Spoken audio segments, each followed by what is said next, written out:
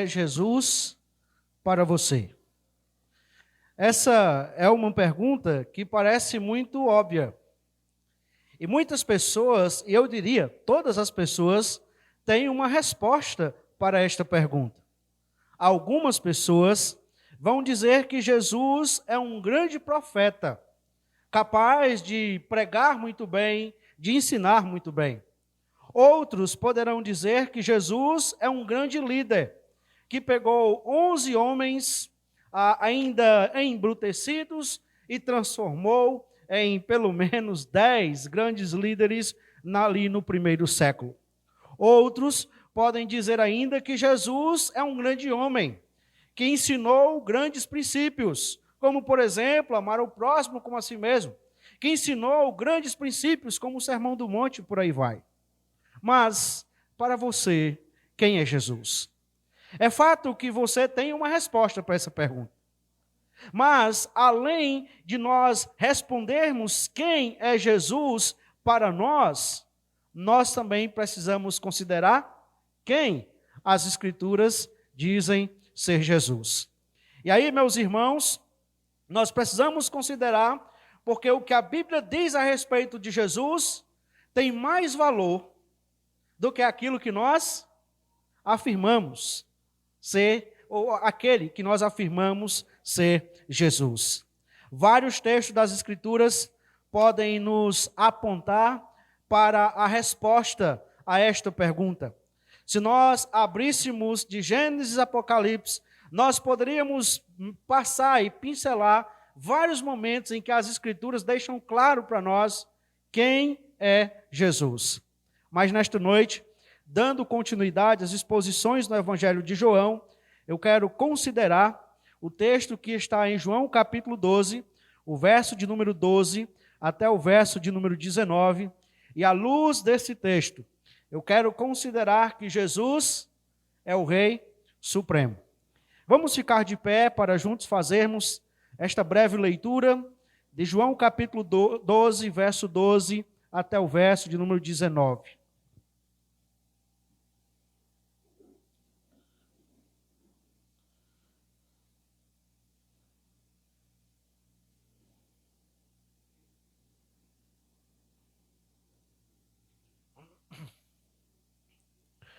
No dia seguinte, a numerosa multidão que tinha vindo à festa, tendo ouvido que Jesus estava a caminho de Jerusalém, pegou ramos de palmeiras e saiu ao encontro dele, clamando: Hosana, bendito o que vem em nome do Senhor, que é o Rei de Israel. E Jesus, tendo conseguido um jumentinho, montou, segundo está escrito: Não tema, filha de Sião, eis que o seu rei está vindo, montado num filho de jumenta.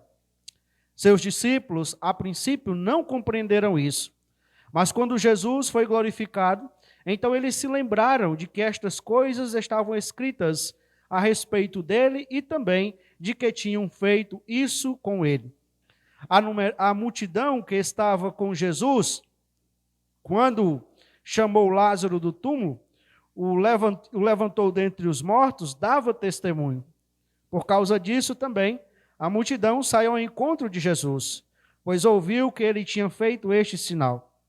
Então os fariseus disseram entre si: Vocês podem ver que não estamos conseguindo nada.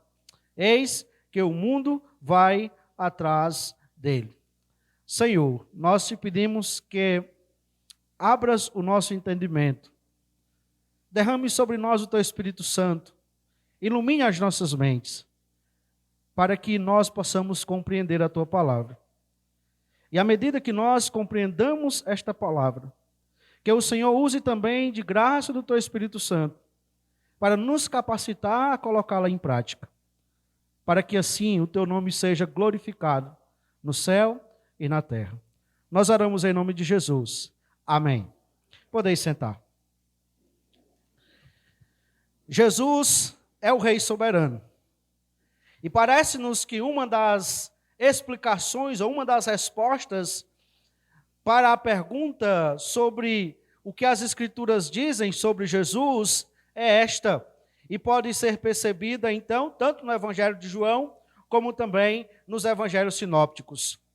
O Evangelho de João, ele é escrito exatamente para demonstrar isso, de que Jesus, ele é mais do que um profeta, de que Jesus é mais do que um bom homem, de que Jesus é mais do que um bom líder. Jesus é o Filho de Deus. E João escreve o seu Evangelho com esse propósito bem estabelecido. E uma vez demonstrado e comprovado este propósito, João espera que os seus leitores, então, possam crer em Jesus. Estas coisas foram escritas para que creiais que Jesus é o Cristo, o Filho de Deus, e para que, crendo, tenham vida em seu nome. João capítulo 20, verso 31. Para alcançar esse propósito, João, então, ele esboça o seu livro numa estrutura bem interessante. Nós temos ali um prólogo, onde ele vai falar a respeito do encontro de Jesus com João Batista. Depois nós começamos aquilo que nós chamamos de livro dos sinais, capítulo 2 até o capítulo 11, onde João, então, descreve 7 sinais para comprovar a messianidade e divindade de Jesus. E então nós chegamos nessa etapa final, que é do capítulo de número 12 até o final do seu livro, onde nós temos aqui a descrição de uma semana ou da última semana da vida de Jesus. E à luz desse texto que nós lemos hoje, nós percebemos que Jesus, ele é o Rei Supremo. Mas o que é que esse texto nos diz a respeito sobre esse Jesus que é o Rei Supremo? Quais são as verdades que nós podemos destacar sobre o Rei Supremo, que está sendo descrito aqui no verso de número 12 a 19?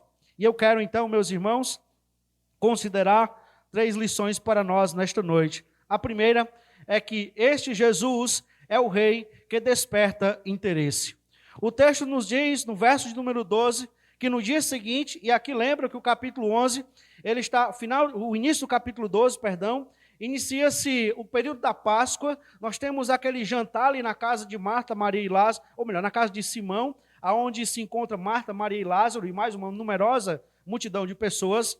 Tem aquele jantar, Maria então unge os pés de Jesus, e nós entramos então no domingo da Páscoa, o que para nós é chamado de domingo de Ramos. E então, nesse domingo, no dia seguinte ao sábado, no domingo, diz o texto que numerosa multidão tinha vindo à festa. E a festa aqui era a festa da Páscoa. O povo de Israel tinha muitas festas. Tinha há pouco tempo, nós vimos a festa da dedicação. Agora nós temos a festa da Páscoa, que era a festa mais importante do calendário judaico, podemos dizer assim. Era um momento em que Jerusalém ficava lotada de pessoas.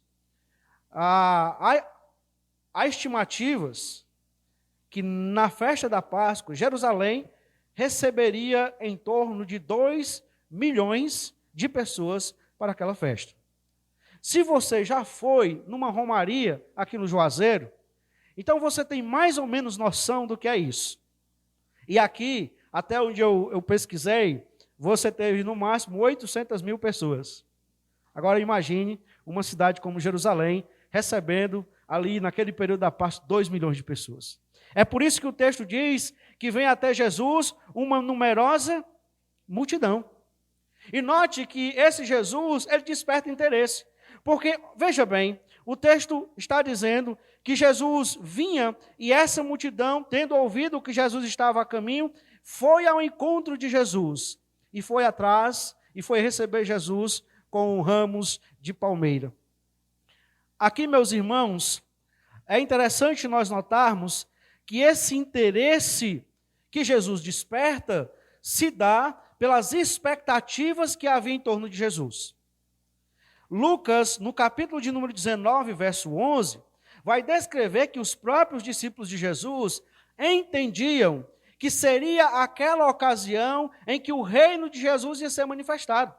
Eles achavam que nesta última ida a Jerusalém, Jesus então destronaria Roma, Jesus então assumia o seu lugar como Messias político e estabeleceria um novo reino. Isto fica muito claro também quando nessa mesma jornada nós encontramos a mãe de Tiago e João, em Mateus capítulo 20, verso 21 e 22, chegando para Jesus e pedindo para que quando Jesus chegasse no seu reino, um filho dela assentasse à direita e outro à esquerda. Ela não queria mais nada, né? Ela só queria só os melhores e os mais importantes lugares de todo o reino. Só faltou ela dizer, deixe eles governar no seu lugar, né? Mas isso tinha essa expectativa, de que Jesus, ao chegasse em Jerusalém, haveria então essa transformação, essa revolução política. E note, somos lembrados por João, depois que Jesus multiplica os pães, que as pessoas queriam então fazer Jesus rei à força, e Jesus então sai. Havia uma expectativa em relação a Jesus, uma expectativa errada nesse sentido. Mas nós não podemos negar também que havia uma expectativa correta, que era a chegada do Messias. A esperança daqueles que entendiam que quando o Messias chegasse, haveria libertação, haveria transformação, haveria salvação. Mas, observe que nós encontramos essas expectativas aflorando. A expectativa de um Messias político, mas a expectativa também de um Messias que haveria de trazer transformação. Observe que o verso de número 17 e 18 também menciona essa expectativa. A multidão que estava com Jesus, quando ele chamou do túmulo, quando ele chamou Lázaro do túmulo e o levou entre os mortos, dava testemunho. Por causa disso também a multidão saiu ao encontro de Jesus, pois ouvia que ele tinha feito esse sinal. Se você está acompanhando com atenção, você vai perceber que sinal é um termo-chave no Evangelho de João. Mas aqui eu chamo a sua atenção para o fato de que essas pessoas estão com interesses não só pelas suas expectativas, mas elas estão com interesse por causa também do testemunho que as pessoas que estavam lá no túmulo de Lázaro começaram a propagar. Olha, nós estávamos lá, nós vimos, quando Lázaro estava morto há 4 dias. E Jesus então disse, Lázaro sai para fora, e Lázaro saiu. Houve ressurreição. O morto, depois de 4 dias, teve vida novamente. E aqui Jesus vem para Jerusalém, mas antes de Jesus chegar em Jerusalém, a notícia já se espalha, já toma conta. Todo mundo já está sabendo de que esse Jesus que está vindo agora, ele está vindo, é o mesmo Jesus que então efetuou este grande sinal. Na verdade, a expressão testemunho é uma espécie de subtema do Evangelho de João. Por várias vezes nós vamos perceber que aqueles que são seguidores de Jesus, eles estão testemunhando dos grandes feitos de Jesus. De modo que aqui nós temos, certamente, aquelas pessoas que creram lá em Betânia, estão chegando agora aqui em Jerusalém, e estão dando testemunho, e esse testemunho desperta interesse na multidão que está ali. E aí, meus irmãos, observe que este Jesus é o rei que desperta interesse, mas ele também é o rei que cumpre as profecias. E aí nós chegamos no verso número 13 até o verso de número 16, e nós encontramos então ali esta descrição deste rei que cumpre as profecias. Nós temos aqui algo bem interessante, porque, veja, o texto diz que no verso número 13, pegaram ramos de palmeira e saíram ao encontro dele, clamando, Hosana, bendito que vem em nome do Senhor e que é rei de Israel. Então, nós temos aqui uma grande multidão, nós não temos menção de palmeiras, talvez até esses ramos aqui fossem de tamareira, que tinha mais naquela localidade, mas aqui nós não temos menção no Antigo Testamento deste fato. De onde é que vem isso daqui?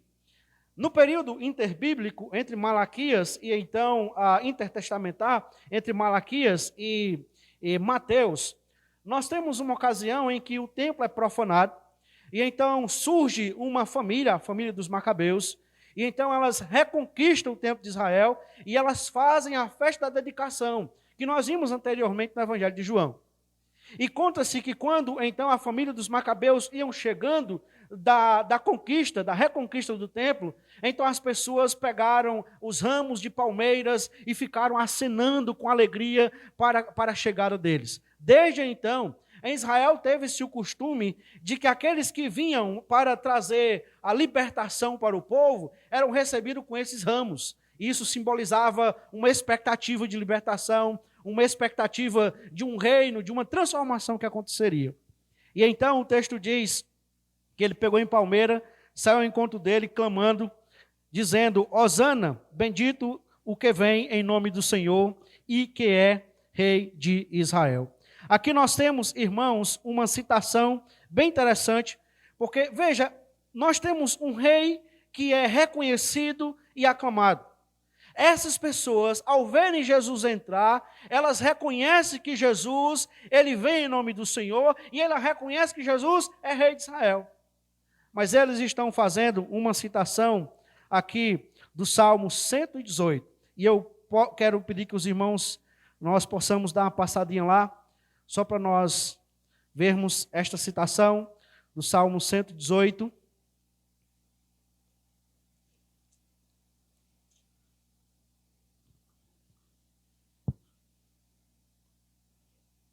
Verso de número 25 até o 27.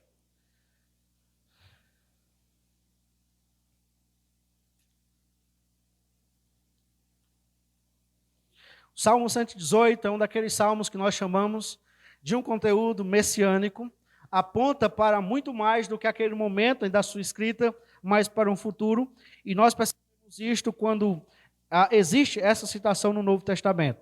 Verso 25, salva-nos, Senhor, nós te pedimos, Senhor, concede-nos prosperidade. Bendito o que vem em nome do Senhor, da casa do Senhor, nós os abençoamos. O Senhor é Deus, Ele é a nossa luz, adorne a festa com ramos até as pontas do altar. Então, a expressão hosana, utilizada lá por João, é exatamente essa expressão do início do verso 25. Salva-nos.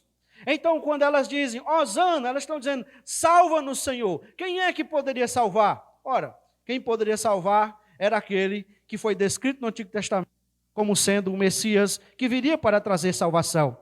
Mas note que então elas concluem, né? Bendito é o que vem em nome do Senhor. Ele é bendito, ele é abençoado. Nós bendizemos ele. Ele está vindo em nome do Senhor. Ele trará para nós prosperidade. Ele trará para nós salvação. E então elas recebem, adornam, ficam às margens da estrada, corramos para receber então o Senhor Jesus. Aqui nós temos a primeira citação, que é bem interessante, mas o texto continua, voltando para João, capítulo de número 12. E Jesus, tendo conseguido um jumentinho, montou segundo está escrito: não tema, filha de Sião, eis que o seu rei está vindo, montado num filho de jumento.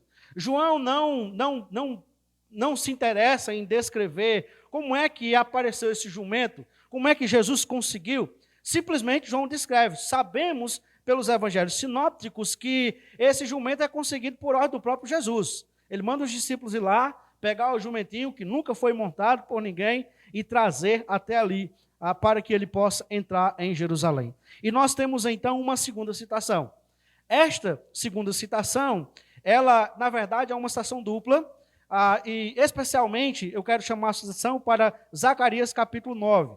E aí a gente pode ir para Zacarias capítulo 9 e a gente pode perceber esta citação, ou parte desta citação descrita aí pelo evangelista João.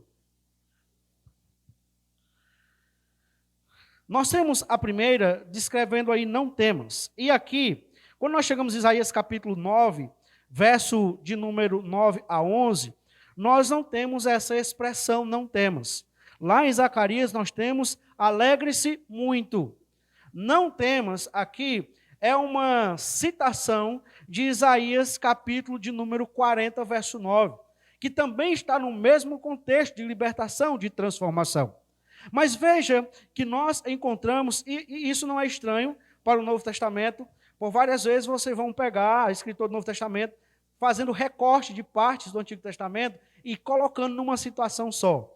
Mas veja, Zacarias capítulo 9, verso 9. Alegre-se muito, ó filha de Sião, exulte, ó filha de Jerusalém. Eis que o seu rei vem até você, justo e salvador, humilde, montado em jumento, num jumentinho, cria de jumenta.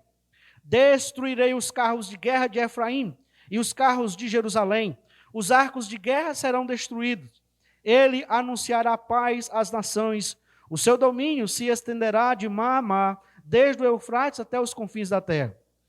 Quanto a você, Sião, por causa do sangue da minha aliança com você, tirei os seus cativos da cova em que não havia água. Nós temos, então, João citando essa passagem aqui para demonstrar o seguinte, para comprovar o seguinte: esse Jesus que está entrando aí, ele não é só mais um profeta, ele é rei. E ele é um rei que cumpre as profecias feitas para o Messias quando chegasse. E aí ele cita, então, essa passagem. Veja que nós temos a figura de um rei que traz paz. Aqui, Jesus entra no jumentinho. E eu quero chamar dois aspectos aqui. Primeiro, veja que quando nós temos Deus criando o homem e a mulher e colocando no jardim, Deus diz que eles deveriam dominar sobre os animais da terra. Mas acontece que o homem decide pecar contra Deus. E esse pecado impossibilitou de poder exercer domínio completo sobre os animais. Mas quando Jesus vem, como um novo Adão, como diz Paulo, então ele passa a governar sobre os animais. E nós temos vários exemplos em relação a isso. O primeiro deles, Pedro, lança a tua rede. Mas se eu passei a noite pescando e não peguei nada, como é que eu vou pegar aqui no raso? Lança a rede, Pedro. Pedro lança e o que é que acontece? Vem cheio de peixe. Mas veja, aqui nós temos um jumento brabo. E aí, meus irmãos, se você nunca teve a oportunidade de montar um jumento brabo, faça a experiência, não é? Você não fica nem 30 segundos em cima dele. Ele lhe joga longe. Mas Jesus monta no jumento, cria de uma jumentinha e vai embora, né? Tranquilo e calmo. E a gente pode lembrar de vários outros momentos em que isso pode acontecer. Mas um outro aspecto que eu queria destacar é que o fato de Jesus vir montado num jumentinho aponta para uma vinda trazendo paz. Porque quando se ia para uma guerra, o rei iria montado num cavalo. O cavalo era uma arma de guerra. Era uma arma. Lembra que quando Salomão, então, assumiu o trono de Israel, uma das coisas que é descrita é que ele aumentou o número de cavalos. Porque ter cavalos significava ter poder para guerrear. Grandes exércitos tinham também uma multidão de cavalos. Mas não, Jesus vem no jumentinho. E ele vem, então, para trazer a paz. Veja que além da paz que Jesus traz, ele também é aquele rei, e veja o verso 10 diz isso, né? Ele anunciará a paz para as nações, mas ele também é aquele rei que sela uma aliança com o seu sangue. O verso de número 11 deixa isso bem claro. Jesus vem para selar uma aliança. Essa aliança seria selada em Jerusalém. E isso envolveria um preço a ser pago, e o preço a ser pago era o seu próprio sangue. E esta era a grande dificuldade de entender como é que nós vamos crer no Messias que, em vez de reinar, vai morrer. Em vez de derramar o sangue dos opositores, vai ter o seu sangue derramado pelos seus inimigos. E aí aponta, meus irmãos, para este aspecto de um rei que vem para trazer paz, de um rei que vem para selar essa aliança com sangue. Então lembre disso. Quando Jesus chega até nós hoje, quando nós anunciamos a Jesus para as pessoas, nós estamos anunciando um Jesus que está vindo para trazer paz para a vida das pessoas. Paz no seu relacionamento com Deus, que está em guerra. Uma pessoa sem Cristo, de acordo com Romanos capítulo 6, é uma pessoa que está na condição de inimiga de Deus, está lutando contra Deus. Mas Jesus vem para selar essa paz. Mas essa paz que é selada nas nossas vidas, quando nós encontramos Jesus, ou quando Jesus nos encontra, ela é uma paz que vem a preço de sangue. Toda paz custa muito caro. Toda paz. E essa não é diferente. Ela custou a vida do próprio rei, para que ele pudesse estabelecer, então, a sua paz. Mas o texto continua, retornando para João capítulo 12. Diz o verso 16 que seus discípulos, a princípio, não compreenderam isto. Mas quando Jesus foi glorificado, então se lembraram de que estas coisas estavam escritas a respeito dele, e também de que tinham feito isso com ele. Veja bem, o texto diz que os discípulos não compreenderam Jesus. Jesus é aquele rei que é reconhecido e aclamado. É o rei que vem para cumprir as profecias, que traz salvação, que traz paz. É um rei que sela a aliança com seu sangue, mas é um rei que é incompreendido pelos seus próprios discípulos. Isso, meus irmãos, é compreensível nós pensarmos nesse momento aqui, porque o coração dos discípulos estavam cheios de expectativas erradas em relação a Jesus. E quando eles então começam a perceber aquilo dali, aquela cena, não, olha, ele deveria entrar, e ali você tem um grande apelo popular, ele deveria entrar e dominar tudo. Mas Jesus vai andando, as pessoas vão balançando o ramo, e Jesus não faz nada.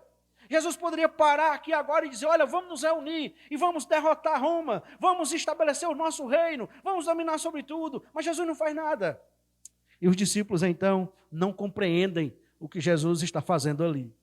Eu penso que isto é mais uma das razões pelas quais, lá na frente, posteriormente, Judas vai decidir trair Jesus. Porque talvez, em algum sentido, Judas foi o discípulo que mais rapidamente entendeu que era que Jesus vinha fazer na terra. E como a expectativa do seu coração era errada, e ele não tinha nenhum compromisso do seu coração com Jesus, ele decidiu então tentar ganhar alguma coisa de qualquer jeito e acaba então vendendo Jesus. Este rei, ele é incompreendido. E me parece que Jesus continua sendo incompreendido ainda hoje. E talvez essa seja a razão porque muitas pessoas, com expectativas erradas a respeito de Jesus, acabam por abandonar Jesus em algum momento em sua vida. Mas este Jesus, que é o rei que desperta interesse, que é o rei que cumpre as profecias, é também o rei que é rejeitado. Veja o verso de número 19. Diz então que os fariseus disseram entre si, vocês podem ver que não estão conseguindo nada, eis que o mundo vai atrás dele. Aqui nós temos mais um recorte da rejeição à pessoa de Jesus. E aqui nós temos a ideia aqui, meus irmãos, é que os fariseus, que são descritos aqui, que parecem ser aqueles que encampam, que tomam a frente de todo o ardiloso plano para matar Jesus, eles são tomados de inquietação e amargura. Porque lembra que o grande projeto dos fariseus era colocar o povo contra Jesus. Era fazer com que o povo permanecesse do seu lado. E eles começavam a falar mal de Jesus para as outras pessoas, para inflamar as outras pessoas. Mas o que é que eles olham e percebem? Ora, em vez das pessoas estarem inflamadas contra Jesus, elas estão aí aclamando ele como rei. É como se ele dissesse, agora está tudo perdido.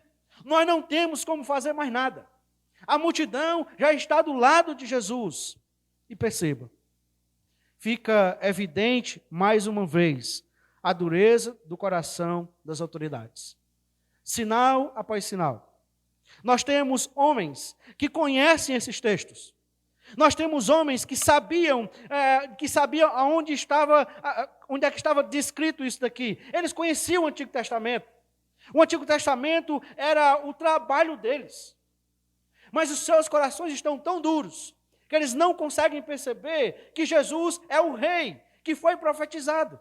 De que Jesus era aquele que traria a salvação, a paz. Mas os seus corações continuam duros permaneceram. Agora, tem aqui um segundo aspecto desta rejeição. O texto inicia mencionando uma grande multidão. E o texto conclui também fazendo menção a esta grande multidão. O que é interessante é que é esta multidão que recebe Jesus agora, aclamando ele como rei, é a mesma multidão que daqui a poucos dias vai então dizer, crucifica, crucifica, ele é um impostor, ele não é rei de coisa alguma. Uma multidão que decide rejeitar Jesus, porque Jesus não atendeu às expectativas dos seus corações. Porque Jesus não era aquele tipo de rei que elas esperavam. Porque Jesus não era aquele tipo de Messias que elas almejavam, que elas queriam que Jesus fosse. Ora, não é quase sempre assim, não é? As multidões sempre não querem formatar as suas lideranças para dizer o que é que eles têm que fazer, como é que eles têm que agir. E parece que aqui, meus irmãos, eles também estão nessa mesma toada. Só que tinha um problema. O único compromisso de Jesus era com o plano do Pai. E não tinha pressão de multidão alguma, clamor de multidão alguma, reconhecimento de multidão alguma que fizesse ele abrir mão do plano do Pai. Mas o texto termina com um final um tanto irônico. Isso deve ter acontecido por volta, talvez, segundo se concebe, ali por volta do ano 33 depois de Cristo. Mas João escreve esse evangelho por volta do ano 96, mais ou menos. Aí você tem quase 50 anos depois. E o que João está dizendo é que realmente o que os sacerdotes, fariseus disseram, aconteceu. Agora o mundo todo está indo atrás de Jesus. Agora não é só mais uma multidão lá em Jerusalém.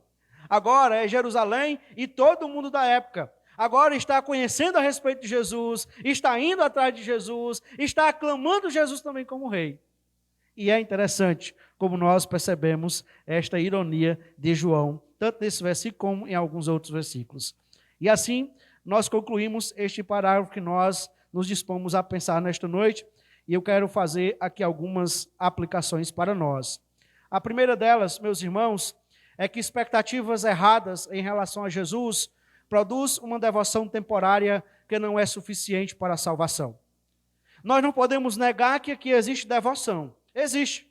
As pessoas deixam tudo os seus afazeres, elas deixam até a sua própria fé, os próprios rituais, e elas vão lá para aclamar Jesus, para expressar a sua devoção a Jesus. Mas esta devoção expressada a Jesus era ocasionada por causa de expectativas erradas. Expectativas erradas leva a nós termos uma devoção temporária, e uma devoção temporária não é suficiente para a salvação. Não é raro nós encontrarmos pessoas que estão passando por dificuldades nas suas vidas, e então elas têm a expectativa de que se eu for para uma igreja, eu vou ter a minha situação resolvida. Então elas vão para uma igreja e até entregam as suas vidas a Jesus, até têm uma devoção a Jesus, mas em um determinado momento as suas expectativas não são atendidas. E o que é que elas fazem então? A devoção se acaba. Não são poucas as pessoas e os relatos que nós temos de pessoas que procuram a igreja porque estão com problema de saúde, porque estão com problema financeiros, porque querem prosperidade.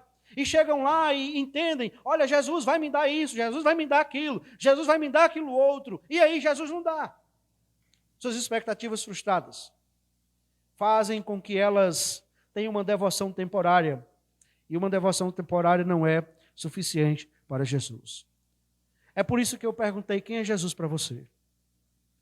Porque se nós não entendermos quem é Jesus à luz das Escrituras, nossas expectativas vão ser frustradas.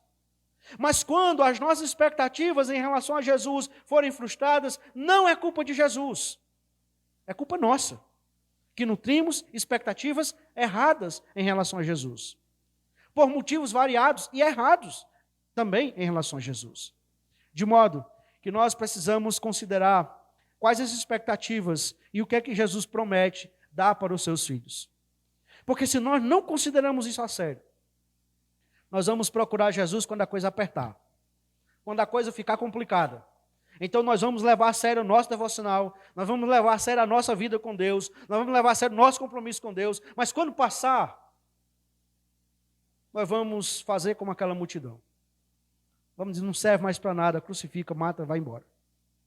Expectativas erradas em relação a Jesus produzem uma devoção temporária, e uma devoção temporária não é suficiente para a salvação. Não é suficiente para a salvação. O que impede a conversão do homem não é a falta de fatos que comprovem a divindade de Jesus, mas o desejo por autonomia. não é por falta de provas que uma pessoa deixará de crer em Jesus. Não é. Não é porque não entende o Evangelho, porque entende. Crê no Senhor Jesus e será salvo. Tem dificuldade de entender isso. Mas o problema é porque as pessoas muitas vezes entendem. Se eu entregar minha vida a Jesus, eu vou ter que abrir mão da minha autonomia. E eu gosto mais dos meus pecados. Eu gosto mais dos meus vícios. Eu gosto mais do meu estilo de vida. E eu não quero ninguém metendo e se intrometendo para dizer o que eu devo fazer e o que eu não devo fazer. Eu prefiro viver do meu jeito. E quando a coisa apertar, então eu posso ir lá buscar com uma devoção temporária e eu resolvo a situação. Os homens que não têm a Cristo, no final, no grande juízo, vão para o inferno. Mas eles vão para o inferno consciente de que não foi por falta de oportunidade, não foi por falta de explicação, não foi por falta de provas que eles não puderam crer em Jesus. Não foi. Porque ficou claro, ficou claro. O problema é o que eu tenho falado várias vezes aqui para os irmãos. Crer em Jesus não é uma questão de razão, é uma questão de coração. Como foi falado hoje na escola dominical, nós podemos ter os melhores argumentos. Nós podemos conseguir rebater todas as ideias. Mas, se o coração não for alcançado, ali continua uma pessoa que continuamente rejeita a pessoa de Jesus. Então, se você não quer crer em Jesus,